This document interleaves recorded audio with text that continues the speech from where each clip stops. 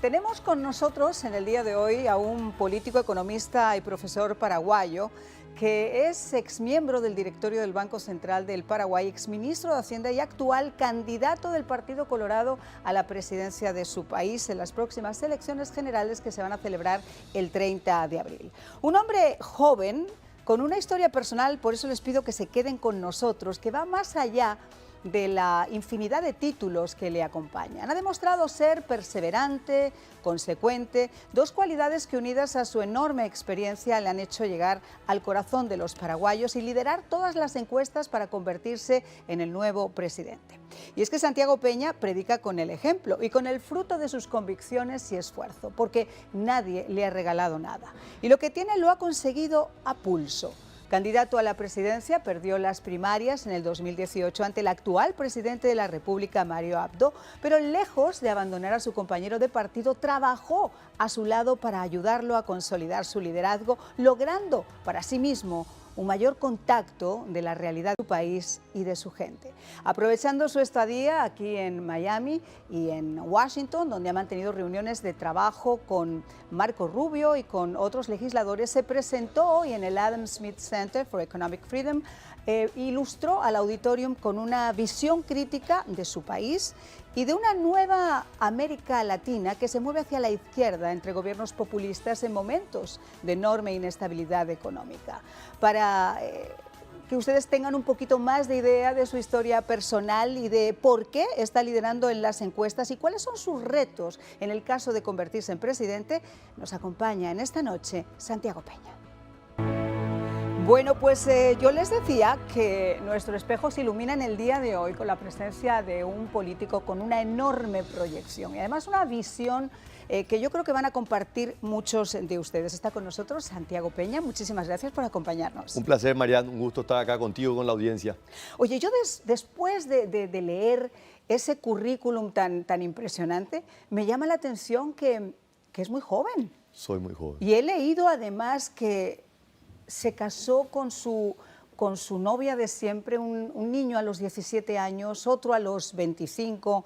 Quiero decir, tiene una carrera personal y profesional meteórica. Así mismo, bueno, la verdad que mi carrera profesional es una consecuencia de mi carrera personal. Yo creo que siempre digo mi orgullo, mi mayor orgullo es mi familia, así que celebré hace pocas semanas 25 años de casado, 2 hijos maravillosos que han sido un gran soporte para una carrera que no es fácil, tanto en la vida profesional como en la vida pública y en la política en particular. Otra de las cosas que yo estaba resaltando y que llama mucho la atención es que cuando pierde esas primarias en las elecciones del 2018, lejos de retirarse como hubiera hecho cualquier otro candidato, decide trabajar como un soldado leal al lado del actual presidente de la República, y eso a su vez le permite tomar un contacto directo con la gente y con su país. Lejos de sentirme abatido, sentía que había ganado una experiencia tremenda, realmente una bendición. A los 38 años llevar una campaña a nivel nacional no es un privilegio que tienen muchas personas. Soy tremendamente optimista de mi país, de mi región, del mundo. Veo los desafíos como oportunidades para resolver. Y bueno, a partir del 2017, cuando pierdo las elecciones primarias, salí a trabajar de un ámbito diferente. Yo comencé en la academia, después estuve en las políticas públicas, estuve en la política partidaria, pero me faltaba esa cuarta pata de una mesa que era el trabajo también en el sector privado, estar del otro lado del mostrador, que muchas veces los actores en los cargos públicos desconocemos. ¿Sí? Dónde le aprieta el zapato al pequeño emprendedor, al trabajador de la calle. Bueno, así que estos 5 años ha sido una gran oportunidad de poder estar muy en contacto con la gente y darme cuenta de las enormes oportunidades que tiene nuestro país. Y yo sé que además ha sido embajador sin serlo, casi por 20 años. Ahora tenemos que tocar un tema que vamos a tocar obviamente en esta noche muchos temas, pero yo quisiera comenzar, porque además en un día como hoy que el Departamento de Estado ha sancionado al expresidente Horacio Cartés, yo creo que es momento también hablar de la corrupción y de la impunidad que está afectando a toda América Latina, y desgraciadamente Paraguay no es una excepción. Veíamos también recientemente el asesinato del fiscal en Colombia. Si usted llegara a ser presidente, ¿cuál sería, cómo se podrían emprender esos cambios para tratar de lograrlos? Lucha sin descanso, son todos los días, es un día a la vez. parte de la designación que uno hace de su gabinete, de las personas que a uno le rodea, de tomar medidas cuando uno tiene que tomar esas medidas. Creo que la transparencia, creo que el acceso a la información pública han sido grandes aliados, ¿verdad? Yo no hablo solamente desde el discurso, muchas veces decimos que los políticos son dulces y nada más dulce que un político en campaña, pero yo hablo del testimonio. A mí me tocó ser ministro de Finanzas, lideré una agenda económica que estuvo muy cerca de la gente, trabajando con aquellos sectores más vulnerables, luchando para que la ciudadanía pueda tener acceso. Hemos tenido grandes éxitos, hemos tenido también grandes fracasos, pero creo que lo importante es no renunciar a esa lucha. En el caso de Paraguay, como bien decís, Marian, hoy se dio una noticia con un enorme impacto. Horacio Cartes no solamente fue expresidente de la República, es presidente electo del mayor partido político del Paraguay. Y como nosotros lo hemos dicho en el pasado y lo volvemos a decir hoy, él tiene no solamente el derecho, sino la obligación de defenderse de estas acusaciones y, por supuesto, demostrar su inocencia, que es lo que creemos quienes hemos trabajado cerca de él. Ha estado en Washington y ha tenido varias reuniones con personalidades del mundo de la política, entre ellas con Marco Rubio, que además de ser un senador, también está liderando algunos de los comités, por ejemplo el de seguridad. ¿Van a afianzar de alguna forma esas relaciones bilaterales en el caso de que usted se convierta en presidente con Estados Unidos? Absolutamente sí. Paraguay ha sido históricamente un gran aliado de los Estados Unidos. Y la relación típicamente se llevaba adelante a través de los organismos de gobierno, el Departamento de Estado, el Tesoro americano, una relación muy fluida, de mucha colaboración, mucho beneficio en términos de capacitación, asistencia técnica. Pero Paraguay nunca desarrolló los vínculos políticos que muchas veces trascienden una administración, ¿verdad? Una persona en una administración está limitada al tiempo que está en esa administración. Sin embargo, en los parlamentos, en los congresos, se pueden construir relaciones que sean mucho más duraderas. Así que un área en donde yo quiero trabajar, no solamente con los Estados Unidos, sino también con gobiernos en Europa, en Asia. Usted sabe que Paraguay mantiene relaciones diplomáticas con Taiwán, claro, ¿verdad? Hace más de 60 años, algo que yo planteo seguir fortaleciendo durante la administración. Así que creo que Paraguay tiene el gran desafío de que se conozca más del Paraguay, ¿verdad? Claramente, Marian, tenemos desafíos en temas de corrupción. Tenemos que seguir luchando contra la corrupción, tenemos que fortalecer nuestro sistema de justicia, pero mi impresión es de que la percepción sobre Paraguay es muy diferente de la realidad. Hay una mala imagen del Paraguay y nosotros los paraguayos tenemos que hacer un mejor trabajo contando lo bueno que estamos haciendo, pero también nuestros desafíos que tenemos que mejorar. Tiene toda la razón. Yo creo que necesita una campaña de imagen de alguna manera, porque desgraciadamente lo que ha salido en los medios desde el asesinato del fiscal, lo que ha salido hoy por parte del Departamento de Estado, no son esas noticias que uno quisiera de repente tener. Ahora, lo que también es cierto es que una de las democracias más sólidas, con una estabilidad política, con una estabilidad social, que son realmente reseñables. Su visión particular, y eso es lo que yo quisiera compartir también con nuestros televidentes en la noche de hoy, ha sido de un ataque a estos gobiernos populistas de izquierda que como un cáncer se nos están extendiendo por toda América Latina bajo la tutela de Cuba y de Venezuela. Cuando usted sea presidente, ¿qué haría? ¿Cómo trabajaría usted este tema del nuevo socialismo, si es que se puede llamar así, o ya del añejo socialismo del siglo XXI? Paraguay tuvo que enfrentar la primera oleada del socialismo del siglo XXI que tenían Hugo Chávez, el abanderado, el presidente Kirchner en la Argentina, de luego estuvo Cristina Fernández de Kirchner, el presidente Lula en sus 2 mandatos, luego con Dilma Rousseff, Evo Morales en Ecuador, Evo Morales en Bolivia, Correa en Ecuador. Y Paraguay durante todo ese tiempo siempre mantuvo fiel a lo que eran los intereses del Paraguay. Nunca criticó, nunca atacó, pero siempre fue muy claro en decir nosotros defendemos los derechos humanos. Fuimos el primer país que tuvo una posición muy dura en contra de Venezuela cuando Lilian Tintori recorría países buscando el apoyo y muchos de los presidentes la recibían a puerta cerrada. Fue el presidente Carter el primer presidente sudamericano que la recibió con todos los honores en el Palacio de Gobierno de cara a la ciudadanía. Así que esa ha sido una posición de Paraguay, de la clase política, y eso es algo que por supuesto yo voy a seguir manteniendo, respetando las decisiones de cada uno de los pueblos, pero siempre a favor de los derechos humanos. Un país que ha vivido 35 años en una dictadura, así que nosotros lo hemos vivido en la propia piel y queremos ser una voz para toda la América Latina que quiere defender la libertad, la democracia y los derechos humanos. Precisamente hablando de este tema, se está celebrando en Buenos Aires, en Argentina, la reunión del CELAC. donde bueno, algunos de estos impulsores, Brasil, Argentina, están proponiendo, por ejemplo, la creación de una moneda única. Por lo que ha habido hasta este momento en las reuniones, como que Uruguay y Paraguay han tratado de mantenerse al margen con la actual presidencia. Sí. ¿Usted hubiera cambiado su posición de haber estado sentado en la CELAC? Marian, yo soy del mismo partido político del actual gobierno. Sí, pero creo que la visión... Yo competí con él, yo tengo una visión muy crítica, pero tengo que destacar la posición del presidente Abdo el día de ayer en la CELAC. Él tuvo una posición muy clara. Él condenó los ataques a las instituciones en Brasil de los primeros días de enero, pero con la misma vehemencia cuestionó la falta de garantías políticas y el respeto a los derechos humanos que se sigue dando en Venezuela. Yo creo que esa es una posición, te voy a repetir, no solamente de un presidente, es la posición de un gobierno y de un país. Así que en ese sentido, por más de las críticas que tengo, creo que la posición que tuvo el presidente Mario Abdo es la correcta, es la que sentimos los paraguayos en defensa del pueblo de Venezuela. Así que ahora, yendo al otro punto que me mencionaba sobre la moneda única, obviamente nosotros no podemos dejar de considerar que Brasil y Argentina son los dos socios más grandes. Ahora bien, si nosotros queremos replicar lo que hizo la Unión Europea, tenemos que ver el camino que recorrió la Unión Europea. Fueron cerca de 50 años para poder llegar a una moneda única. El Mercosur tiene, con luces y sombras, unos 30 años. Y para que te des una idea, Marian, el Paraguay va a celebrar este año 80 años de su moneda.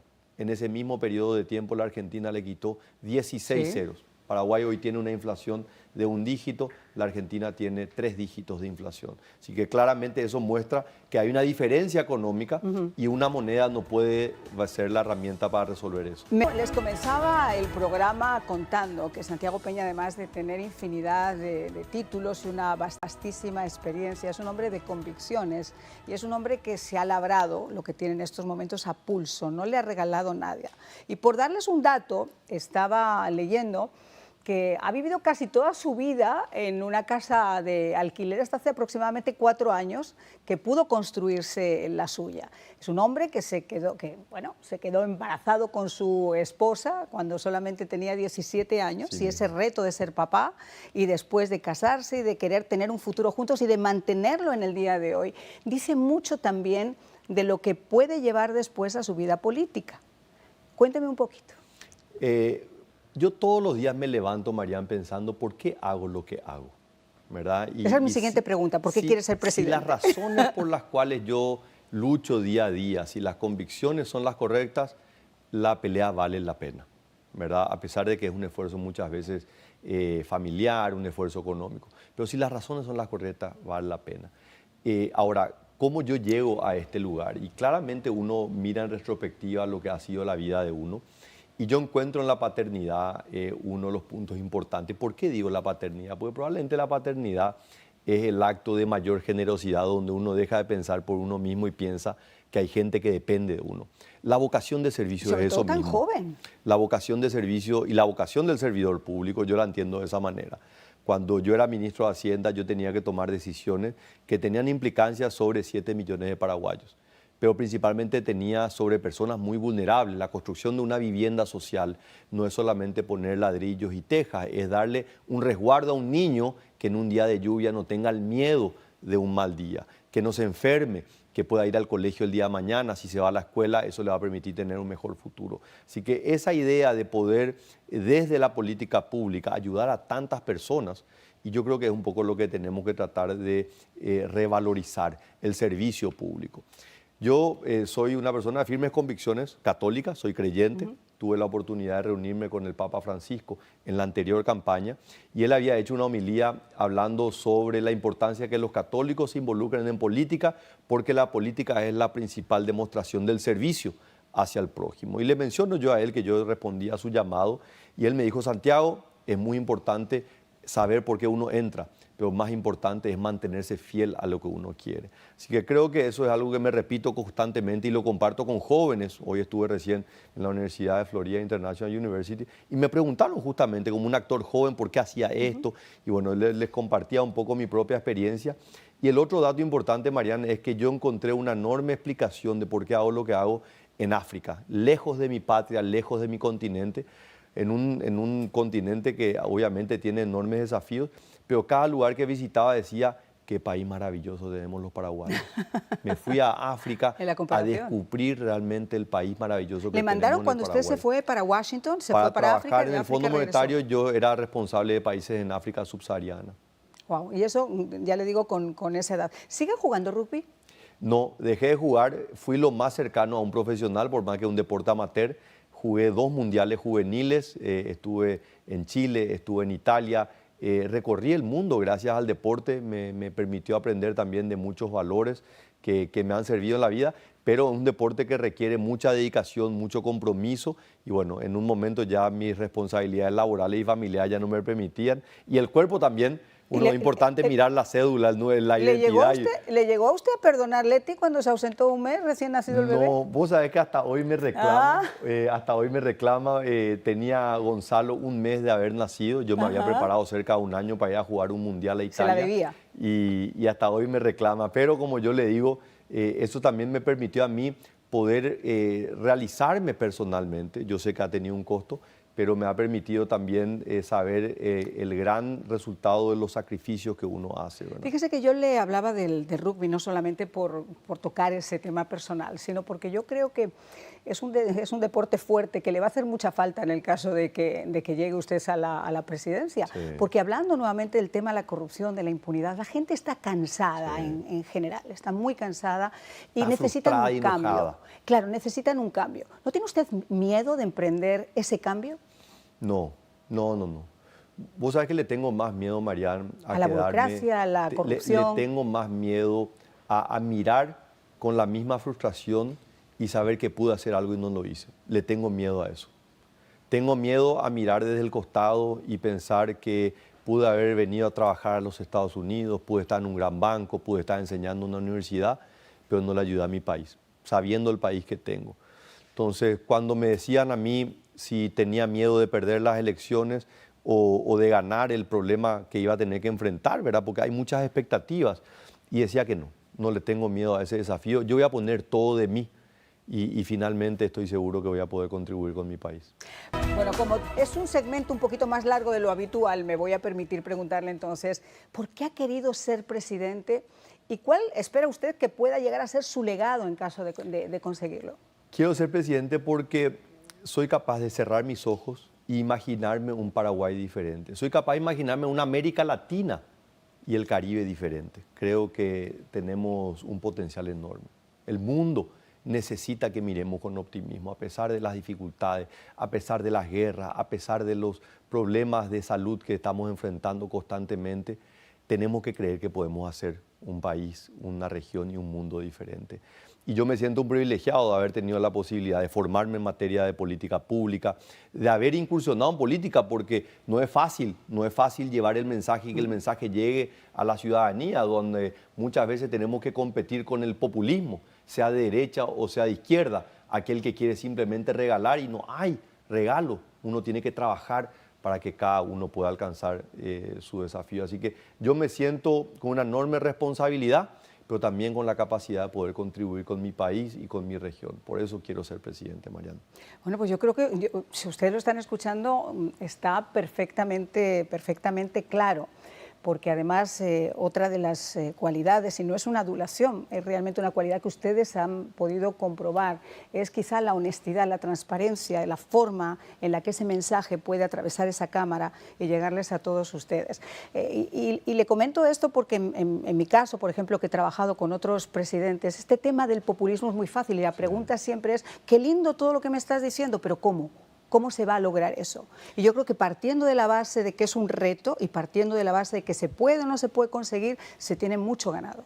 Y ahí entra un poco mi vocación de docente, ¿verdad? Me tocó en algún momento también enseñar en la universidad y yo creo que es importante poder transmitir el conocimiento y saber transmitirlo a esa madre que está atrás del televisor y que mañana dice qué le voy a dar de comer a mis hijos, o esa madre que está preocupada en la inseguridad en la calle. Hay que explicarle a ella cómo unimos los puntos desde la situación que estamos ahora hacia el país y hacia la sociedad que queremos construir. Así que yo me he alejado de los discursos populistas, me he alejado de los discursos de odio, que son muy comunes también en esta época. Es mucho más fácil infringir el miedo, el temor, el decir, cuidado, no le votes a fulano porque él te va a llevar a la destrucción. No. votame a mí porque yo conozco el camino que nos va a permitir. Eso es Yo lo que conozco llega, de y tu eso es lo que sufrimiento, llega. pero también sé cómo salir de esta situación. Y eso es exactamente lo que llega, ¿no? Porque el miedo paraliza y la gente está cansada de esas campañas en que cuenten realmente cuáles son. Ha sido un verdadero placer conversar con usted. Le deseo mucha suerte este próximo 30 de abril y espero tenerle aquí en el espejo ya convertido en presidente. Compromiso, Mariana, asumido. Muchísimas gracias y un saludo enorme para toda tu audiencia.